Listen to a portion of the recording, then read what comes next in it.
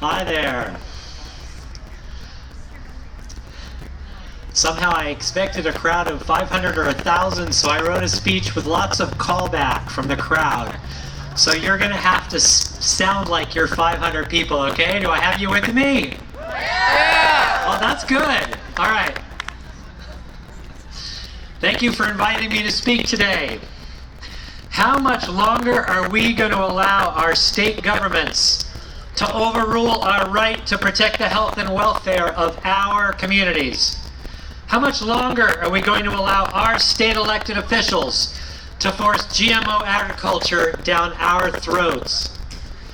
It was only a matter of time before those of us who live in Oregon got the same whack on the side of our heads that residents of other states have been getting for years.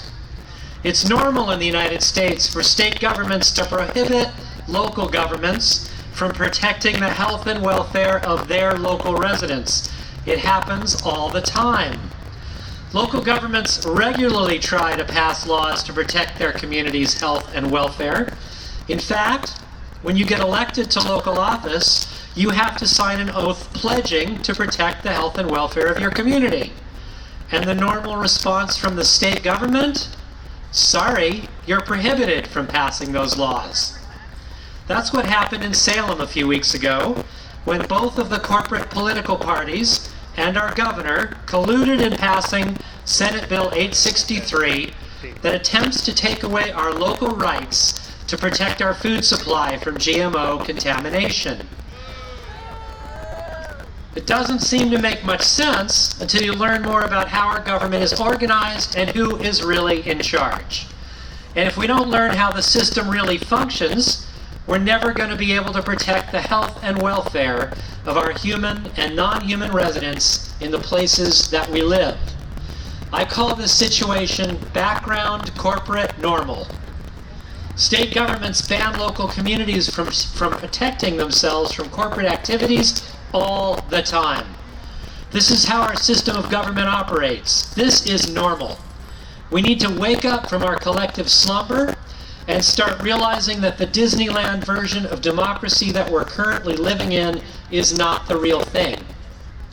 So how does our government actually operate? Well, to begin with, because of something called Dillon's Rule, the official relationship between state and local governments is like the relationship between parents and their children. The parent, in this case state government, has total and complete authority over what their child, in this case local government, is allowed to do and to not do. Dillon's Rule is named for a 19th century judge, John Forrest Dillon, who believed that municipal governments only have the powers that are expressly granted to them by the state legislature. He referred to local communities as merely tenants of their state legislature, which could be, quote, eliminated by the legislature with a stroke of the pen, unquote.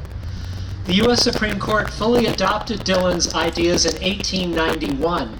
So much for the notion that all power is inherent in the people. So we should not be too surprised when our state government tries to stop our local communities from passing laws through the ballot box or via our local elected officials to ban GMO agriculture, or to ban factory farms, or to ban clear-cut logging, or to ban raw log exports from our local ports, or to ban herbicide spraying on our local forests, any of the other harmful corporate activities that need to be stopped across our state. Our state legislature isn't going to allow us to do any of these things simply because of something called Dillon's Rule. Let me ask you a question. Are you okay with a judge who's been dead for 99 years getting to decide whether the people in Jackson County or Benton or Lane County should have the right to ban GMO agriculture? No. I can't hear you. Are you okay with this? No! Well then, if you're not okay with dead judges making decisions for you, what are you going to do about it? Ridiculous rule that government uses all the time to stop local communities from banning harmful corporate activities. It's called state preemption. It is as diabolical as Dillon's Rule. State preemption says that a local community cannot ban any corporate activity that is already regulated as a normal and legal activity under state law. So here we go again.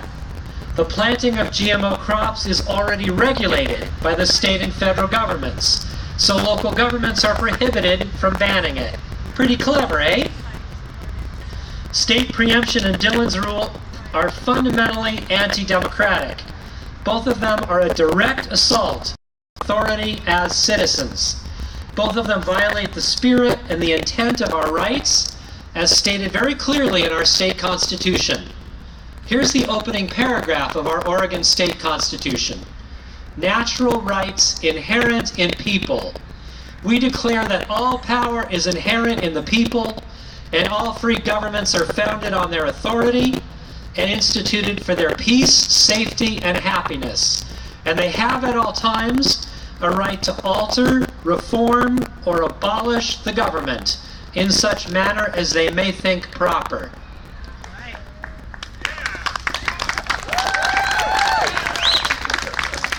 Those words are crystal clear, and they're completely ignored by those in power, and they will continue to be ignored until we start paying closer attention to how decisions are really being made and who is really in charge. The reality is that our system of government is designed to exclude you and I from any meaningful participation in the political process, and it has always been this way. We saw that again all too clearly just a few weeks ago in Salem, when the Democrats and the Republicans traded their favorite bills as if they were trading candy. Yeah, sure, said the Democrats to the Republicans. We'll let you include a law that prohibits local governments from protecting their residents from dangerous GMOs. No problem. And what will you trade us for that gift across the aisle? Excuse me, politicians in Salem. Our communities are not yours to trade for political favors. State government is founded on our authority, not on yours. And we reserve the right to alter, reform, or abolish state government when our legislators are not serving us. Are you with me? Yeah! So what are we going to do about these illegitimate and unacceptable structures of law that regularly overrule what the majority wants? Because you see, even before our state legislature passed SB 863, it was already illegal for our communities to ban GMO agriculture. Did you know that? Why was it already illegal? Because of Dillon's rule in state preemption. SB 863 was just their way of rubbing our faces in the mud to remind us how powerless we already are, to keep us in line, to ensure that we continue to feel powerless, to keep us, as many of us, as active as possible. But it's not working. More and more people are saying no more harmful corporate activities in our communities. Enough already. I'm pleased to tell you that here in Oregon there's a fast-growing new network of local community groups. We call ourselves the Community Rights Movement. I'm a lead organizer of this work in Oregon, and we've got some very bold plans. We in the Community Rights Movement believe that when we, the people, don't challenge the laws that violate our rights, we end up validating those laws with our silence. So we're all about directly confronting unjust laws, just like our ancestors did a long time ago in the American Revolution. You may have heard that both Benton and Lane counties in the Willamette Valley have community rights groups that are attempting to ban GMO agriculture in a bold new way by exercising their rights under law. Our community rights groups didn't. The state legislature attempted to ban local governments from regulating GMO ag. Why? Because our work is about frontally challenging unjust laws, like the one that was passed in Salem. We believe that what the state legislature just did is actually a good thing, because it exposes more which side our legislators and our governor are on. It wakes people up. Is our state government on the side of the people who are overwhelmingly opposed to GMO agriculture? Or is it on the side of Monsanto and the other agricultural corporations? I think we all now know the answer to that question. It's a wake-up call. It's a reality check. We in the community rights movement don't take it lying down when our community rights are being violated. And we don't think you should either. We're responding to these assaults on our communities by continuing to work on passing local laws that repudiate state preemption and Dillon's rule. In other words, we are ignoring Senate Bill 863 because it fundamentally violates our rights. Here's a quote from Ann Neeland, an attorney working closely with the community rights group in Lane County.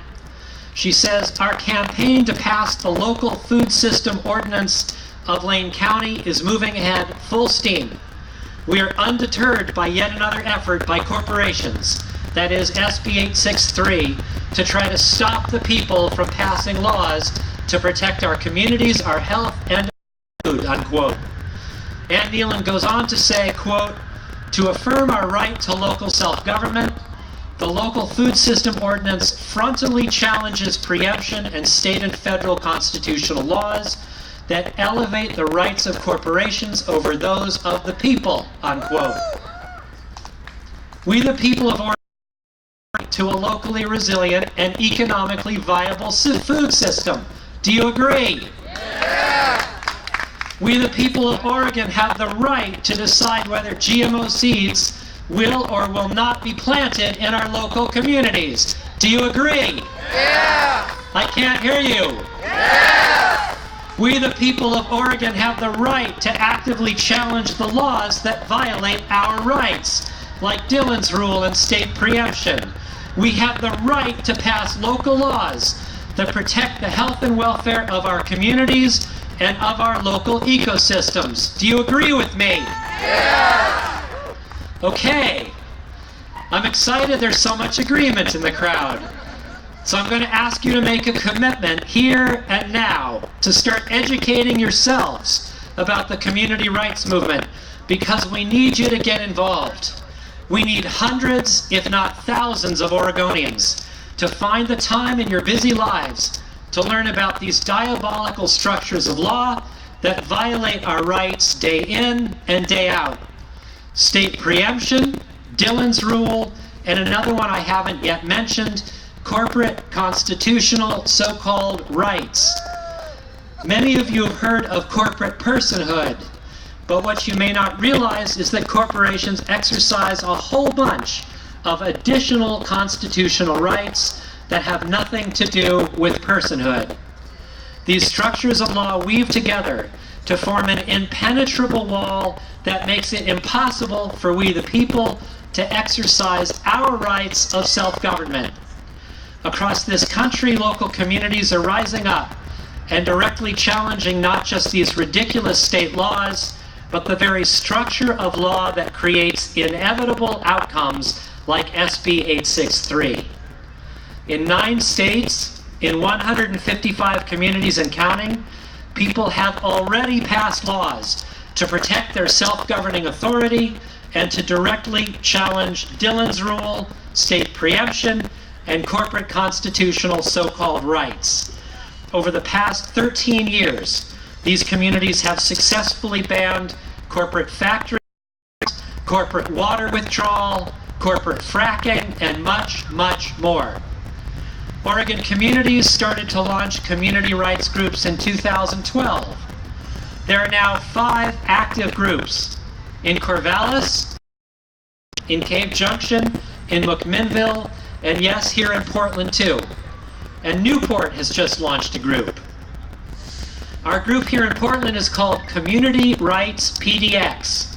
Check us out online. Come to one of our 2-hour orientation workshops. Visit our table here at the festival. Pick up a flyer of our upcoming events. I'll be hanging out at the table soon if you want to talk to me. We need your participation to help us decide over the next few months what the focus of our first ballot initiative campaign will be. party with our sister groups in Corvallis and Eugene by running a ballot initiative that bans GMO foods from all of Portland's grocery stores? Should we make it illegal for Portland's banks to lend money to any GMO-related agriculture?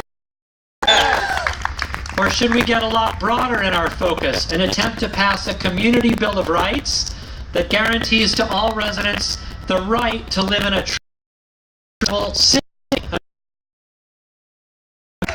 The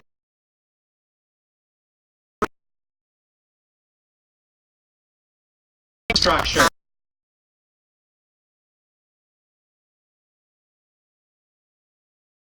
Energy path.